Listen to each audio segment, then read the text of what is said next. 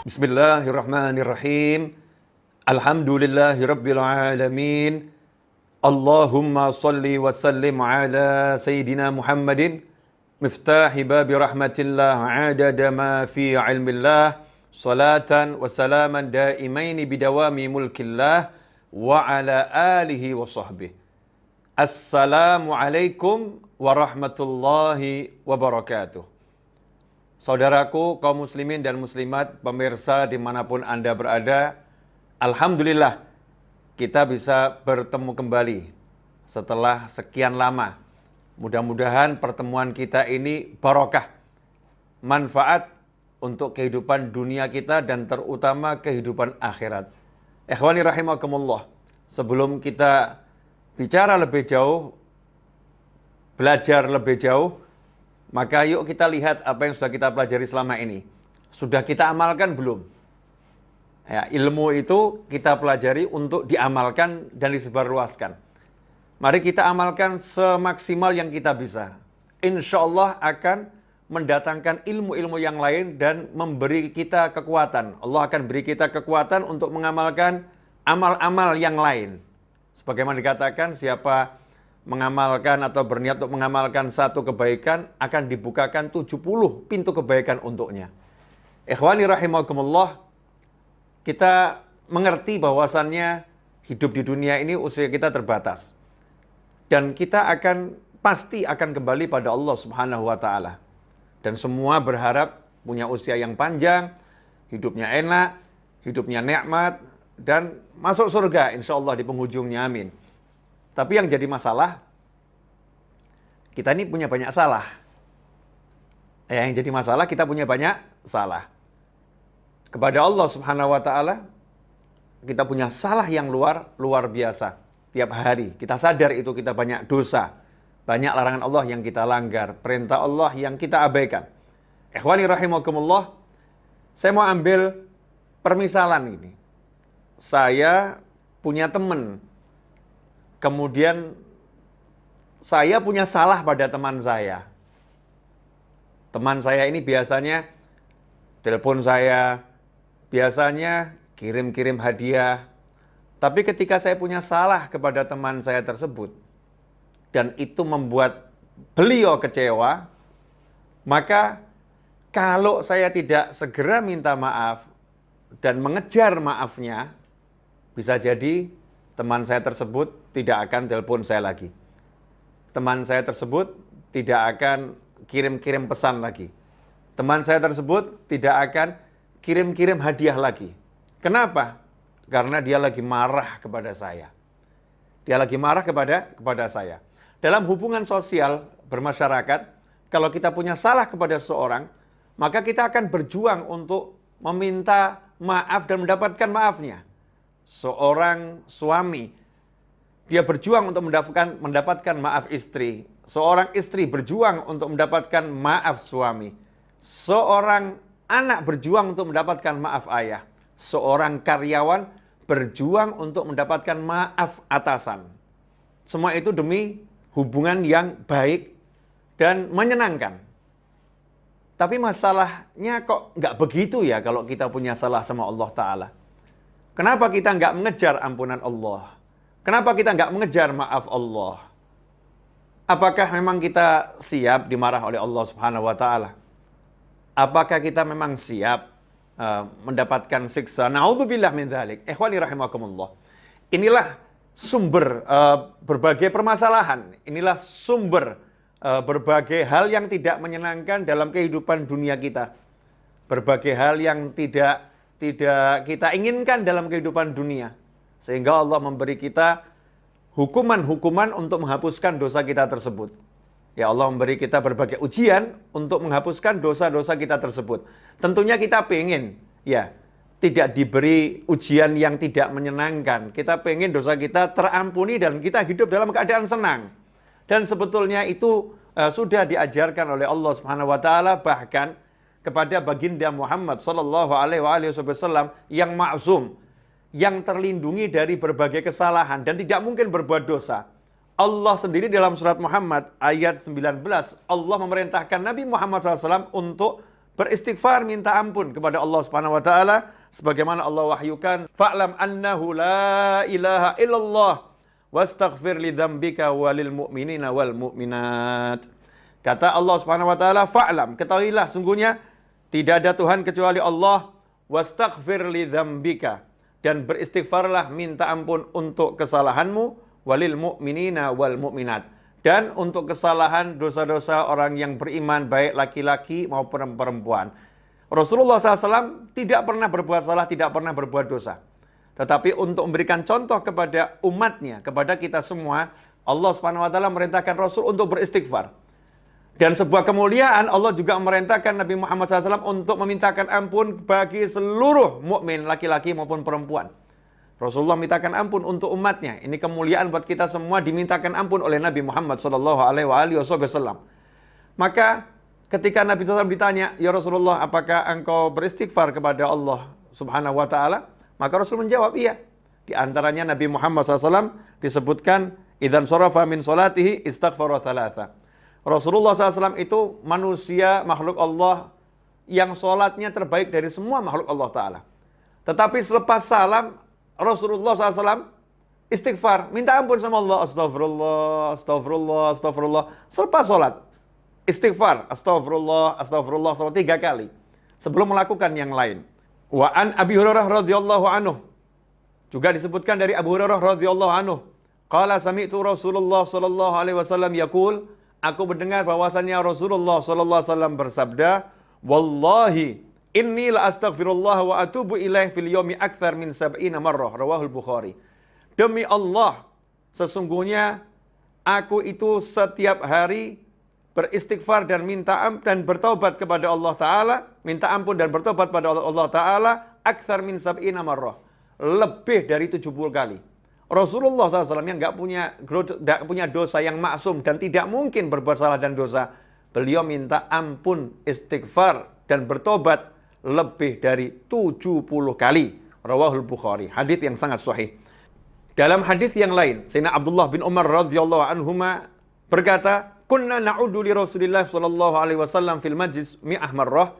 Dahulu kami menghitung sekali duduk Nabi Muhammad SAW itu membaca 100 kali kalimat seperti ini.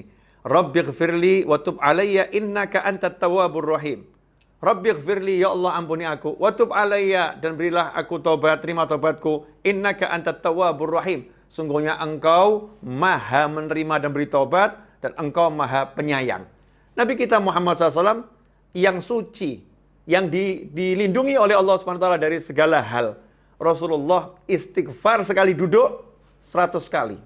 Ikhwani rahimakumullah. Hadis ini diriwayatkan oleh Abu Dawud, Tirmidzi, dan juga ulama-ulama yang lain.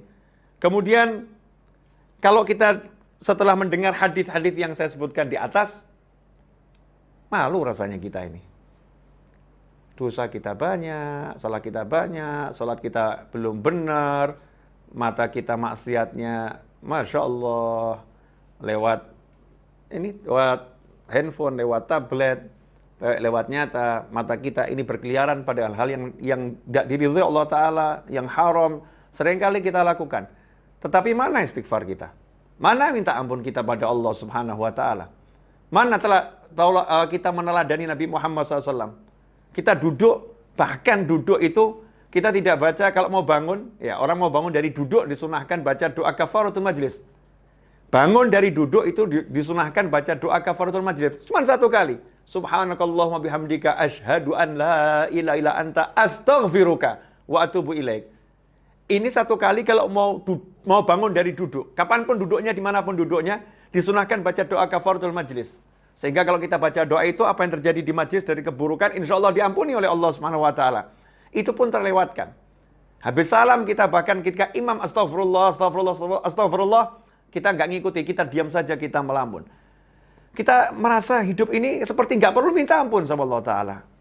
Nggak perlu kita minta maaf atas kesalahan-kesalahan kita yang begitu banyak pada Allah Subhanahu wa Ta'ala. Ikhwani rahimakumullah.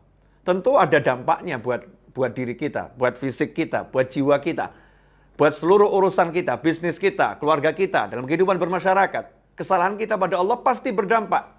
Jika kesalahan kita pada manusia yang lain itu punya dampak yang luar biasa, lantas bagaimana kesalahan kita pada Allah Subhanahu wa Ta'ala? Rasulullah SAW juga mengajarkan, sebagaimana diriwayatkan oleh Sayyidina Abu Darda radhiyallahu anhu, tentang perintah Allah dalam surat Muhammad ayat 19, wastaghfir li dzambika walil mu'minin wal mu'minat. Allah memerintahkan agar Rasulullah SAW memintakan ampun untuk mukminin dan mukminat. Maka Rasul mengajarkan Nabi Muhammad SAW dalam hadis yang diriwayatkan oleh Abu Darda radhiyallahu anhu, man istaghfara lil mu'minina wal mu'minat kulla yawmin sab'an wa ishrina marrah aw khamsan wa ishrina marrah kana minal ladzina yustajabu lahum wa yurzaqu bihim ahlul ard. Rawahu Tabrani. Hadis riwayat Imam Tabrani. Kata Nabi Muhammad SAW, barang siapa yang satu hari itu setiap hari memintakan ampun untuk mukminin dan mukminat, orang-orang beriman laki-laki maupun perempuan sebanyak 27 kali atau 25 kali, maka dia yang membaca istighfar untuk mukminin dan mukminat 27 atau 25 kali, dia termasuk orang-orang yang yustajabu lahum, yang doanya diterima oleh Allah Ta'ala. Doanya dikabulkan oleh Allah Ta'ala, bahkan wa yurzaku bihim ahlul ard. Berkat orang-orang yang seperti itu, yang di muka bumi ini diberi rezeki oleh Allah Subhanahu wa Ta'ala. Jadi ini orang-orang yang mulia. Saya yang diajarkan guru saya, almarhum Habib Anis bin Abdul Habsyi, itu membaca habis sholat subuh diantaranya astaghfirullah lil mu'minina wal mu'minat sebanyak 27 kali. Astaghfirullah lil mu'minina wal mu'minat. Dengan tulus ya kita memintakan ampun untuk saudara kita mukminin dan mukminat. Sehingga mungkin ada orang yang terlelap dalam tidur, ada orang yang lagi bermaksiat pada Allah Ta'ala, saudara mukmin yang lain memintakan ampun untuknya. Ikhwani rahimakumullah. Nah ini istighfar yang dilakukan oleh Nabi Muhammad SAW, istighfar yang Rasul mengajak umatnya juga untuk mintakan ampun bagi mukminin dan mukminat yang lain. Tentunya setelah mendengar semua ini kita mudah-mudahan dapat taufik ya untuk memperbanyak istighfar.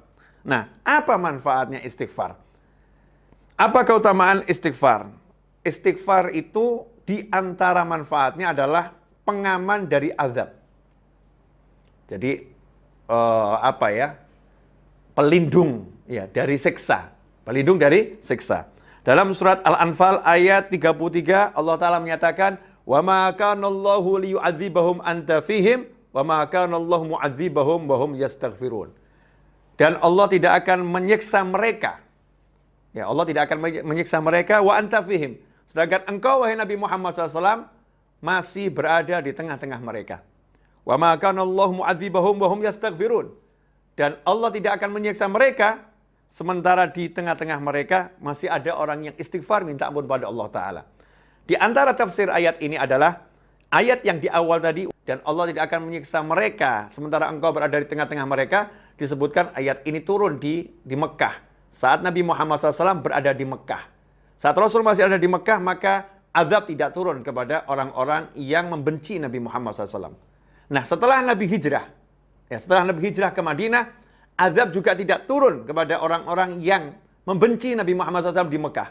Nggak turun azab kepada mereka semua. Kenapa? Karena masih ada sahabat yang belum hijrah. Masih ada sahabat yang berada di Mekah, dan sahabat ini aktif beristighfar kepada Allah Subhanahu wa Ta'ala. Sehingga para sahabat mengatakan, para tabi'in mengatakan, para ulama mengatakan, siapa yang rajin istighfar, maka dia akan menjadi pengaman untuk dirinya dan untuk keluarganya. Untuk dirinya dan untuk teman-temannya, dari azab yang akan turun kepada dirinya maupun kepada keluarganya, pada teman-temannya. Ahli istighfar. Karena itu, ikhwani rahimakumullah, kita sadar kita banyak dosa. Agar kita aman di dunia, aman di akhirat, maka ini pegangan kita, minta ampun sama Allah Ta'ala. Minta ampun, astagfirullah. Ya Allah, aku minta ampun kepadamu. Astagfirullah. Ya Allah, aku minta ampun kepadamu. Dengan kita hayati dan sungguh-sungguh. Ikhwani rahimakumullah. Kalau kita ini mengalami rezeki yang seret, bisnis yang amburadul, kehidupan keluarga yang porak-poranda, dan hati yang gak enak, hati yang penuh dengan rasa suntuk, yang sedikit-sedikit suntuk, sedikit-sedikit sedih, susah. Ikhwani rahimakumullah. Istighfar ini adalah obatnya. Istighfar ini adalah obatnya. Kita masih ingat bagaimana Nabi Nuh alaihissalam menasihatkan kepada umatnya, dan itu diabadikan Allah Ta'ala dalam surat Nuh ayat 10-12. Faqultu astaghfiru rabbakum innahu kana ghaffara yursilis samaa'a 'alaikum midrara wa yumditkum bi amwalin wa banin wa yaj'al lakum jannatin wa yaj'al lakum anhara. Kata Allah Ta'ala, Nabi Nuh mengucapkan di situ, fakultu, maka aku Nuh berkata, istaghfiru rabbakum. Kalian semua hendaknya istighfar, minta ampun kepada Tuhan kalian. Saat itu kaum Nabi Nuh mengalami paceklik yang luar biasa. Bertahun-tahun tidak turun hujan, banyak hewan yang mati, banyak tanaman yang mati. Tanah kering semua. Sehingga kehidupan ekonomi, kehidupan sosial itu terancam hancur. Saat itulah Nabi Nuh ngasih solusi. Apa solusinya? Solusinya, istaghfiru rabbakum. Minta ampunlah kepada Tuhan kalian. Innahu kana ghafara. Karena Allah itu sangat suka memberi ampunan. Allah tuh suka ngasih ampunan. Ada orang yang berat ngasih maaf. Tapi Allah dengan semua kekuasaannya yang maha kuasa, kekuatannya yang maha kuat. Allah dengan semua, yang semuanya adalah miliknya Allah Subhanahu wa Ta'ala. Kita yang salah sama Allah ini, sama Allah disuruh minta maaf sama aku. Aku ampuni dan aku suka orang yang minta maaf. Ini saking maha sayangnya Allah kepada kita, semua hamba-hambanya. Kalau itu dilakukan, yursilis sama'a alaikum midrara. Masalah yang nomor satu, tidak adanya air, paceklik yang luar biasa, maka langsung sama Allah Ta'ala diselesaikan. Allah akan mengirimkan hujan yang lebat dari langit untuk menghapuskan semua kekeringan dan semua sumber air yang kering akan diganti oleh Allah Subhanahu wa Ta'ala. Wa yumditkum bi amwalin wa banin. Dan Allah akan beri kalian kekuatan, pertolongan dan dengan memberikan anak yang banyak, harta yang banyak, bi amwalin, dengan harta yang beraneka ragam dan banyak. Wa banin, dan Allah akan berikan anak keturunan kepada kalian semua. Wa yaj'al lakum jannati wa yaj'al lakum anhara. Allah akan berikan kalian kebun-kebun dan Allah memberikan sungai-sungai yang mengalir di dalamnya. Ikhwani rahimakumullah. Indahnya Al-Qur'an dikatakan di sini, wa yumditkum bi amwalin wa banin. Allah akan beri kalian kekuatan dengan harta yang banyak dan anak yang banyak. Karena ada orang yang punya harta tapi nggak punya anak. Ada orang yang punya anak tapi nggak punya harta. Maka itu tidak lengkap kebahagiaannya. Tetapi Allah katakan orang yang rajin istighfar ini diberi harta yang banyak dan diberi anak yang banyak. Sehingga anaknya tidak jadi masalah dan hartanya akan bawa kebahagiaan untuknya. Ikhwani rahimakumullah.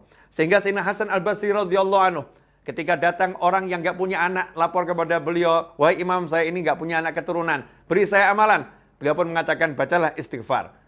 Nggak lama datang lagi seseorang yang mengatakan, wahai imam, ya saya ini rezekinya sempit, hidup saya susah, ekonomi saya porak-poranda, beri saya amalan. Imam Hasan Al-Basri pun mengatakan, radhiyallahu anhu, bacalah istighfar. Setelah orang-orang itu pulang, murid-muridnya bertanya, wahai imam, setiap orang yang datang, yang satu minta keturunan, yang satu minta rezekinya lancar, kenapa engkau beri amalan yang sama? Ya, amalannya istighfar, bukan amalan yang berbeda. Maka beliau menjawab, yang ngomong bukan saya, tapi yang ngomong Allah Subhanahu wa Ta'ala, yang tercantum dalam surat Nuh ayat 10 sampai 12. Di antaranya, wa yumditkum bi amwalin wa banin. Dan Allah akan beri kalian kekuatan dengan harta yang beraneka ragam dan jumlahnya banyak, dan anak keturunan yang banyak. Ikhwani rahimakumullah. Di antara manfaat istighfar yang lain adalah sebagaimana yang disampaikan oleh Sayyidina Abdullah bin Abbas radhiyallahu ta'ala anhuma dari Nabi Muhammad SAW, di mana Rasulullah SAW bersabda, man lazimal istighfar ja'alallahu lahu min kulli hammin farajan wa min kulli dhikin makhraja wa razaqahu min haitsu la yahtasib. Riwayat Abu Dawud dan Nasai serta Ibnu Majah dan Hakim dan Baihaqi. Nah, ini hadis yang memberi kita semangat untuk semakin rajin istighfar. Man lazimal istighfar, kata Nabi Muhammad SAW. Siapa yang tekun, continue, terus menerus beristighfar, istiqomah tiap hari, ja'alallahu lahu min kulli hammin farajan. Maka Allah akan menjadikan untuknya apapun rasa suntuknya, min kulli hammin, apapun rasa suntuknya, apapun penyebab rasa suntuknya, maka Allah akan menjadikan untuknya faraja, jalan keluar. Jadi suntuk itu kalau datang, langsung Allah berikan jalan keluar, agar suntuknya hilang. Dihapus suntuknya oleh Allah SWT untuk orang yang ahli istighfar. Wa min kulli dhikin makhraja. Kalau dia dalam kesulitan, dalam kesempitan, kalau kata orang Jawa sudah kepepet, ya tidak bisa gerak, min kulli dhikin, sempitnya luar biasa, makhraja. Allah akan selalu memberikan jalan keluar. Dikasih solusi oleh Allah Subhanahu wa Ta'ala buat orang yang rajin istighfar. Wa razaqahu min haitsu la yahtasib. Dan untuk urusan rezekinya tidak pernah dia bisa mikir. Kenapa? Karena Allah akan beri dia rezeki min haitsu la yahtasib. Dari arah yang tidak pernah bisa dia pikirkan. Surprise rezekinya dari Allah Subhanahu wa Ta'ala, kejutan-kejutan dari Allah Subhanahu wa Ta'ala. Min haitsu la yahtasib. Enggak bisa diperhitungkan. Baik bisa dikira-kira. Allah akan berikan surprise rezekinya untuk orang-orang yang rajin istighfar. Ikhwani rahimakumullah. Sebagai penutup dari kajian kali ini adalah tentang Sayyidul Istighfar. Sayyidul Istighfar ini kalau kita memang nggak bisa baca istighfar banyak-banyak, minimal ya kita baca Sayyidul Istighfar di pagi hari dan di sore hari. Penghulunya semua istighfar. Pemimpinnya semua istighfar. Sebagaimana dikatakan oleh Nabi Muhammad SAW, Sayyidul Istighfar ayyakul al-abd Allahumma anta rabbi la ilaha illa anta khalaqtani wa ana 'abduka wa ana 'ala ahdika wa 'adika ma stata'tu a'udzu bika min syarri ma sana'tu abu laka bi ni'matika 'alayya wa abu bi dhanbi faghfir li fa innahu la yaghfiru dzunuba illa anta. Itu namanya Sayyidul Istighfar. Man qalaha fin nahar muqinan biha famata min yaumih qabla an yumsiya fahuwa min ahlil jannah. Kata Nabi Muhammad SAW, siapa yang di pagi hari dia membaca Sayyidul Istighfar tadi dengan penuh keyakinan, baca ini penuh keyakinan, minta ampun sama Allah Ta'ala dan pasti diampuni Allah Ta'ala, famata min yaumih, kemudian di hari itu sebelum sempat sampai sore hari dia meninggal dunia, siang hari meninggal dunia, sore hari sebelum matahari tenggelam dia meninggal dunia, fahuwa min ahlil jannah, maka dijamin dia ahlul jannah, dia termasuk penghuni surga. Wa man qalaha minal lail fahuwa muqinun biha famata qabla an yusbiha fahuwa min ahlil jannah. Dan barang siapa yang bacanya di malam hari, kemudian dia baca dengan penuh keyakinan, famata qabla an yusbiha, belum sempat matahari terbit, dia meninggal di malam hari itu, maka dia termasuk penghuni surga. Hadis ini diriwayatkan oleh Imam Bukhari. Jadi hadis yang sangat sahih. Ikhwani rahimakumullah. Kesimpulannya, kalau kita mau hidup kita enak di dunia dan Allah mengajarkan kita untuk mendapatkan kehidupan enak di dunia. Rabbana atina fid dunya hasanatan wa fil akhirati hasanatan wa qina adzabannar. Kalau kita mau hidup kita enak di dunia dan enak di akhirat dan enak dimanapun, maka pegang istighfar ini. Yang rajin minta ampun sama Allah Ta'ala. Ya, usahakan istighfar terus. Perbanyak istighfar. Selain sholawat pada Nabi Muhammad SAW, maka istighfar adalah zikir yang terbaik di akhir zaman. Sholawat, istighfar, sodakoh. Kata para ulama, ini zikir yang paling baik di akhir zaman dan zikir yang paling baik untuk orang-orang yang udah usia lanjut. Amalan terbaik untuk orang-orang udah usia lanjut. Karena ini amalan-amalan yang menghapuskan dosa dan meningkatkan derajat dengan cepat. Karena itu, siapa yang punya hajat? Siapa yang merasa hidupnya dalam masalah? Siapa yang suntuk? Ya, mungkin kita kurang istighfar.